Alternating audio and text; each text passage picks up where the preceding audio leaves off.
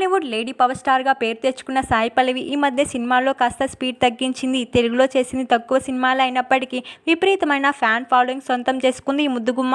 Small gap తర్వాత మళ్ళీ సినిమాలతో బిజీ అవుతుంది ఈ చిన్నది. తాజాగా ఈమెకు సంబంధించిన న్యూస్ నెట్టింట వైరల్ అవుతుంది.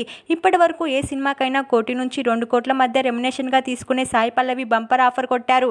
ఈసారి ఏకంగా 75 కోట్ల రెమ్యునేషన్ అందుకున్నారనే న్యూస్ ఇప్పుడు ఈ వార్త నెట్టింట వైరల్ అవుతుంది.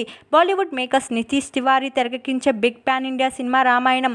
ఈ మూవీపై భారీ అంచనాలు ఉన్నాయి. ఈ రామాయణం సినిమా కోసం మొట్టమొదటిసారి ఈ రేంజ్లో remuneration అందుకున్నారట natural beauty Sai Pallavi.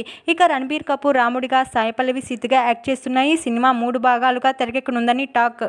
హనుమాన్తో block buster hit సాధించిన తేజ సజ్జా హీరోగా సూపర్ యోధా అనే మూవీ ప్రారంభం కానుంది. ఈ ప్రాజెక్ట్పై అధికారిక ప్రకటన చేయనున్నట్టు పీపుల్ మీడియా ఫ్యాక్టరీ వెల్లడించింది. చరిత్రను తిరగరాసే రహస్యం ఆవిష్కృతం కానుందని పేర్కొంది. కాగా ఈ చిత్రానికి కార్తిక్ ఘట్టంనేని దర్శకత్వం వహిస్తున్నారని సమాచారం. విలన్గా మంచు మనోజ్ కీలక పాత్రలో నటిస్తారని తెలుస్తుంది.